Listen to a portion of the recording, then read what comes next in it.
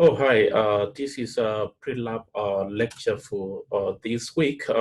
Before I cover what we will do this week is I would like to highlight the number of experiments we will be doing this semester. I received a couple of emails regarding, the nature of the lab in this course, in the sense that some students thought that, every lab session course with lab experiment. Probably that was the case with previous chemistry courses you took. But in this case, by the end of this semester or by the end of the course, we will have done 5 experiments. And I want to share a document here and walk you through where are the 5 lab experiment or what constitute the 5 lab experiment. It might not make sense in the courses schedule you have in your syllabi, but I have uploaded a document which you can check, download, print if you need, and have it somewhere so that you know where we are as we progress with the semester. So allow me to share my screen. I'll show you the lab schedule and what constitute those lab experiments. So here are the 5 experiments. Experiment number 1 is gravimetric analysis of chloride. Experiment number 2, titometric chloride precipitation titration. Experiment number 3, titometric titration of KHP, potassium hydrogen tolate. Number 4 is determination of calcium in an ensemble. And lastly, the last is spectroscopic determination of iron in the unknown sample. If you look at these, these are 5 experiments, and we have how many? We have almost 15 or so weeks in the semester. That means we will do 1 experiment in a span of either 2 weeks or even maybe more. Having said that, what you started last week, we will not even finish this week, but next week is the last week you should be able to finish experiment number 1, that is determination of the chloride in the unknown sample, determination of chloride in a known sample. You'll have to go to the course schedule and see what we will be doing this week.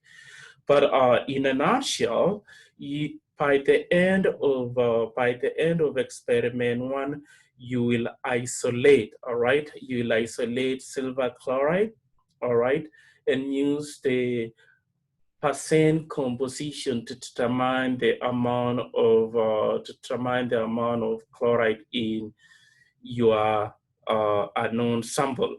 Let me just give you an example of let's say somebody you are determining the unknown. Let's get started with this first.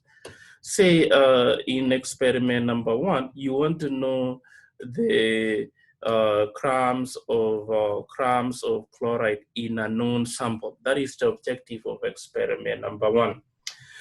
Chloride will be precipitated by silver ion, which we'll add it this week, plus the chloride in your unknown sample. You know the mass of your unknown, all right? That is what you will put in the 4 pickers tomorrow or this week. Adding silver ion and chloride ion, this will precipitate silver chloride. It will fall out of solution. You will dry this, you will dry silver chloride and determine the mass, all right?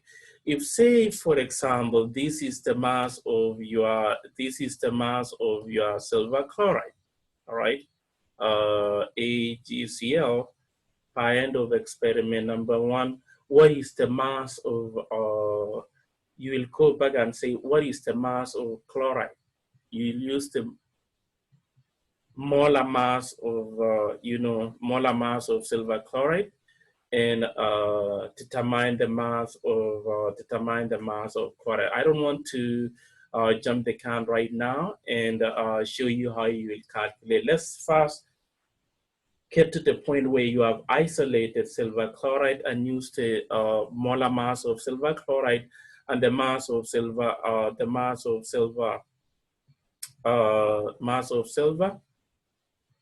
and mass of chloride, and using the experimental mass. This will be assumed that this is experimental mass. You will find that in the molar mass of silver chloride, how much chlorine do you have, and then you go back and say how much chloride you have in your known. This objective of this lab number one. How meticulous, how careful you are, all right? How careful you are will determine what percent you will get in your known sample. I don't want to get in details into the calculation part right now. Let's just see what you do this week, all right? I'm just going to minimize these and walk you through what we'll be doing. This document is available in the module. I had to make these available under lab experiments and the due dates, all right? You will see the due dates as well. I'm just gonna post that so that you know when and what is due at what time. So this week, what are you going to do this week? This week you will try the crucible. All right, I want you to watch the demonstration on cleaning and drying. You will precipitate the chloride and digest the chloride. And you see here, there is the beginning of calibration of pipette. You will also see the demonstration on that. I'm gonna talk about this towards the end of my presentation. So this is pretty straightforward, drying and cleaning the crucibles, the four of them, and direction code for at least, trying for at least 30 minutes for constant mass, drying in an oven for at least 30 minutes, let it cool down, and reweight again until you have constant mass. Now, when it comes to handling the precipitate, I want to walk you through how you will measure out silver, silver nitrate to precipitate your chloride. If say you have here 0.200, and I want you to try this grams of unknown. All right, this is, we have four of them. 1, 2, 3, 4. So you have 4 unknown samples in 4 beakers. This is where you will just have to shoot for 0.2 of unknown. We assume that this is assume, all right? You need to assume that unknown sample, all right? Assume that unknown sample is what? Is sodium chloride. We assume that you are working with sodium chloride. What is the mass of, what is the molar mass of silver chloride? Molar mass of silver chloride, I'm just gonna assume that to be 50 molar mass of silver, not silver, but sodium chloride. This is going to be sodium chloride is 58.4428. Please use the periodic table to 4 places of decimal. Just pick up that number, all right? This is the molar mass of silver, sodium chloride. We assume that, that is the molar mass of your unknown. With this mass, in each of beaker 1, 2, 3, 4, you need to know how many moles. Using the molar mass as a conversion factor, you'll find the number of moles you have in your unknown, all right? Using the molar mass of sodium chloride, that's what we assume to be 8 grams, 1 mole. This is how you'll find out the number of moles in your unknown. I know you are saying, how do I find the number of moles if I don't know the chemical formula of the unknown? You need to assume that it is sodium chloride, and I'm using sodium chloride to find the number of moles. So the number of moles here, 8. This is what I get. The number of moles in your unknown or in my unknown, as an example here, is 0.034 2 moles, all right, moles. This is the number of moles I have in beaker number 1. If I shoot exactly 0.2, that is the number of moles I have. With this number of moles, we want to precipitate or assume that this is the number of moles of chloride ion is 0.0033422 moles of chloride. So I assume that, don't say it's unknown. We know now that's the number of moles of chloride. If you look at the formula for, sodium chloride, for every 1 mole of sodium chloride that decomposes, we end with 1 mole of chloride that is produced. So these are the number of moles of chloride ion in my beaker number 1.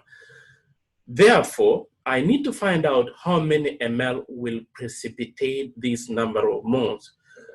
How many ml of silver nitrate, and remember the number of the concentration.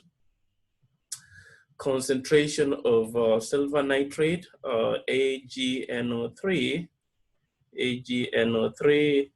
equals to 0.2000 moles per liter. Remember units for molarity, moles per liter, all right?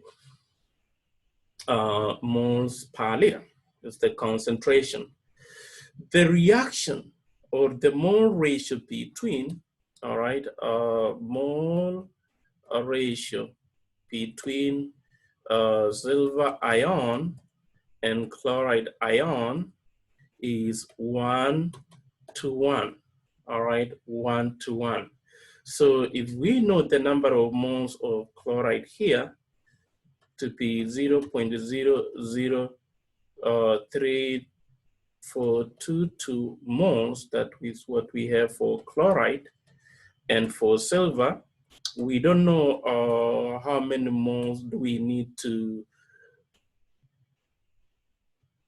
measure out of the 0.2 molar in order to precipitate completely the chloride.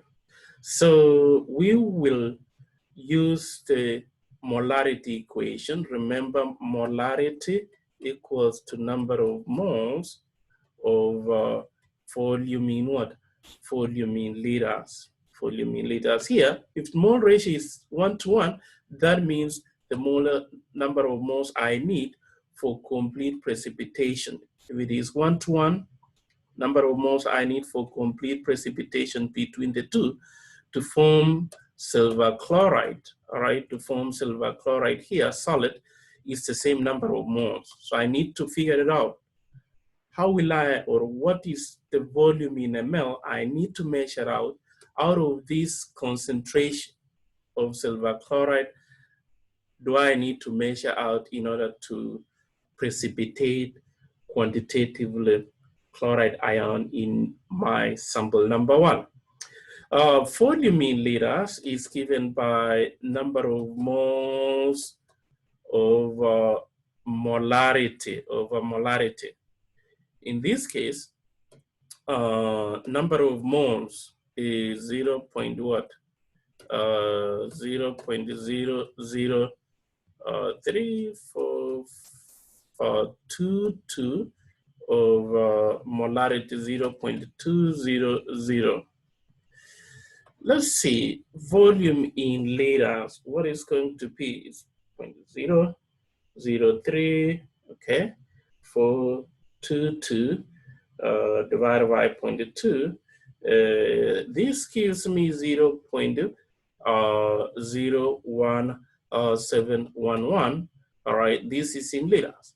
Now in ml times 1,000, this gives me 17.11. All right, ml, 17.11 ml. This is how exactly the ml of silver nitrate I need to measure out from the fume hood in order to add to beaker number 1 with this amount of unknown sample. The direction code for weighing out, by difference until you are between 0.2 to 0.25. I'll recommend just stay on 0.2. All right. Measure out in the 4 beakers around 0.2 grams of your unknown. You will work using this illustration on how to figure out the ml of silver nitrate you need to measure out from the fume hood. And remember that you need to add a little bit between 2 and 3. So I'm just gonna add between 3 and 5 extra ml. This is plus. So if I add 3, anywhere between 20.11 to 22, all right, 22.11 ml is good. This is how much you need to measure in graduated cylinder up to around 22 ml. If we add excess, or if we add less of silver, or if we add exactly, let's say for example, exactly 17, we may not precipitate all the chloride in your unknown. So extra silver nitrate ensures that the chloride is quantitatively precipitated in your unknown. So that's what you will do tomorrow in precipitation of precipitation. Look at my left side on the screen, the precipitation of silver. All right, precipitation of silver chloride samples right here. This is what you need to do in calculation. You will watch on the demonstration on how to add silver nitrate used for styrene rods. One thing I need to stress here is that please minimize exposure to sunlight or fluorescence light, all right? Do not expose your samples to light, because while it is still wet, all right, this will decompose. This will decompose in presence of light while it's still wet to produce, all right, this will decompose. Maybe even I should write an equation here. Silver chloride solid while it's still wet plus light. We don't know what, this light here frequency will give us silver solid plus what? Plus chlorine gas. This is chlorine gas. This is what happens when you expose to sunlight. And here, to balance the equation too. And this will escape, gases you cannot capture. And when you weigh your sample at the end, the amount of chlorine in your unknown or chloride in your unknown will be less. This will result to less amount of chloride in your unknown sample. You don't want to do that. So what you need to do? Please minimize exposure to even fluorescence light will cause the decomposition or precipitated silver chloride. You need to minimize that. And for the decomposition as well can lead to high yield in the sense that this chloride, this chlorine as well will they produce chlorine gas. Remember we had excess what? We had excess silver chloride, right? There was excess silver chloride in our solution. Remember you added extra. So if this if chlorine gas is produced, it will react with excess silver, all right, silver ion from the extra ml of silver nitrate solution. This is aqueous to produce 5 moles of silver chloride plus this ion plus, it's gonna be acid, of course.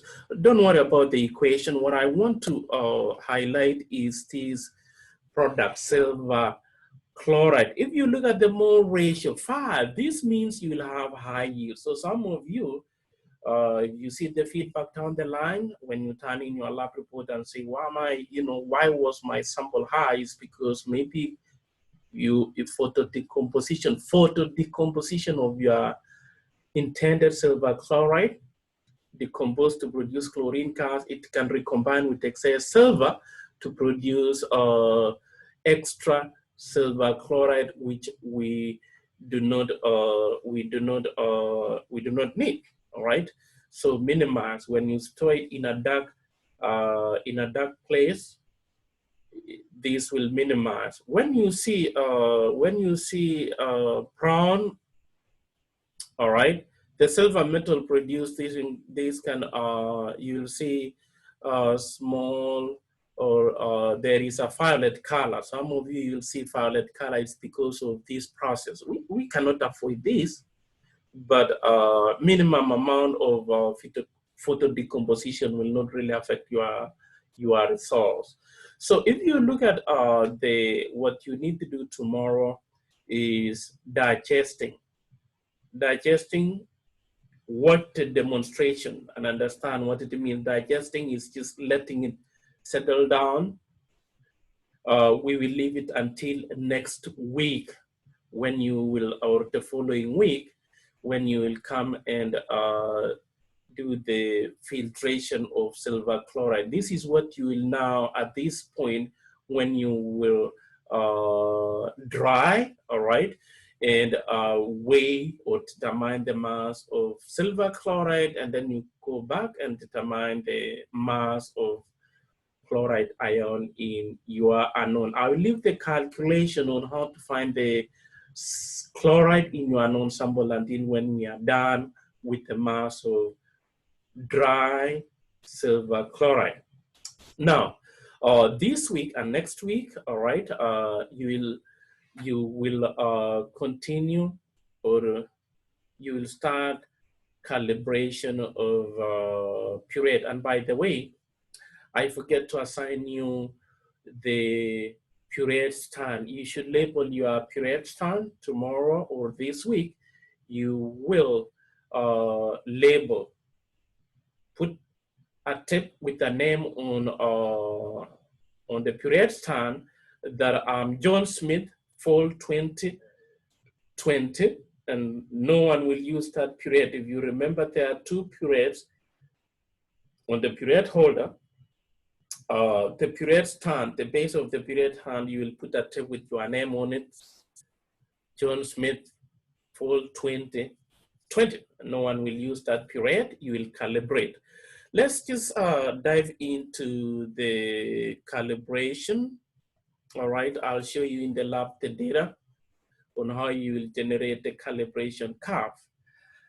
I want you to watch the calibration here. You will start here, but I think the beginning also demonstration is under next week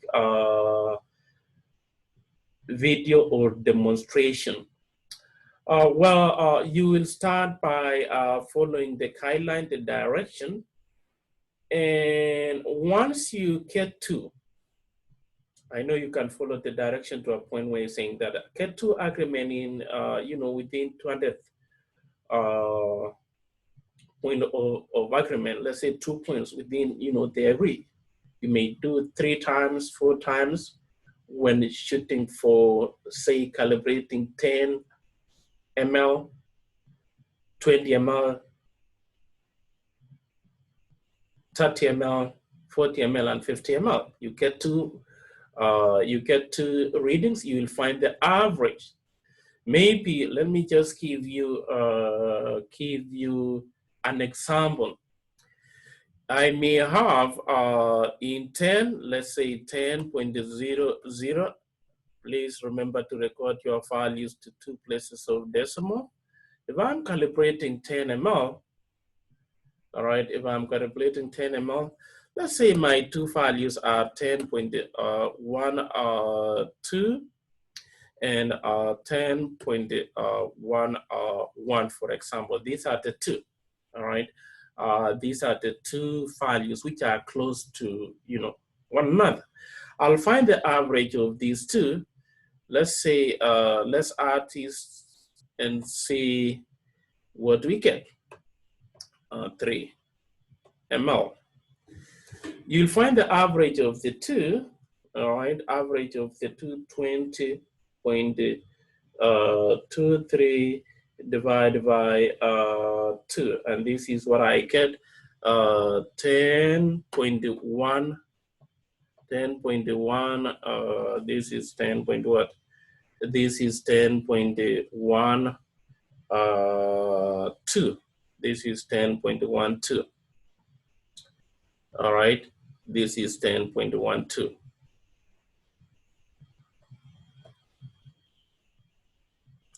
You will do the same thing for 20. You will do the same thing for 50. Each time you're finding the average. Each time you're finding the average. Once you have for 20, you do the same thing for 30. You do the same thing for 40. You do the same thing for 50. You will find the difference between, let's say, 2 or apparent. That is what you are targeting, and then this is experimental.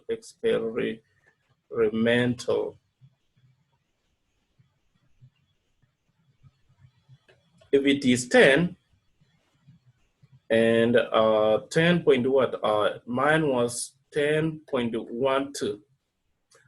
20, I may have 19.98. 30, I may have 29.92. Just to give you an idea of when you have apparent, I was shooting for 10, I was shooting for 20, I was shooting for. You do the same thing for what? You'll do the same thing for 40. You do the same thing. You will find the difference. What is the error between the 2? All right. What is the error between the 2?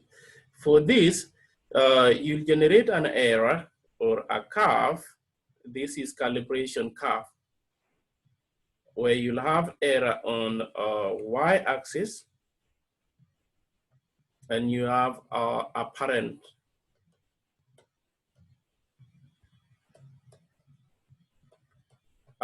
volume on x-axis in ml. This will be 10, this will be 20, this will be 30, this will be what? 40, this will be 50, that will be 50. And you'll have a curve. I don't know how it will look like, but remember this will be error on this side, and this will be apparent volume, what you are targeting in terms of, the target volume. I was targeting for 10 exactly, 20 exactly, 40 exactly. That will be on the x-axis. And on y-axis, you'll have error and have a title or calibration what? Calibration curve. All right, calibration curve of 50.00 ml puree. All right, you should have a title on your graph. You will use Excel spreadsheet to generate this and attach to your lab, lab notebook. All right, that will mark the end of this week lab session. And like I said before, sometimes the lab session might not accommodate or might not be enough for you to accomplish the task for this week. I am flexible that I will accommodate you. Say, for example, you want to come and weigh your sample. If you place in the oven, or if you place in the oven, come back later after 2 hours, you want to place it in a desiccator, I will open the lab for you, all right? If you have placed your sample in a desiccator overnight, and say tomorrow is Monday, you place in a desiccator overnight, you want to come next day, it's not even our lab time, maybe Thursday, maybe Friday, and I'm available, you can just send me an email that are you available right now? I can come and weigh, my sample, because essentially once you weigh your sample, then you can proceed with the calculation. You don't need to wait for a whole week to come and, weigh your sample in the lab, and then you go home and do the calculation. It's just gonna be in, out, and you have your data to do the calculation. Other than that, thank you. I'll see you in the lab.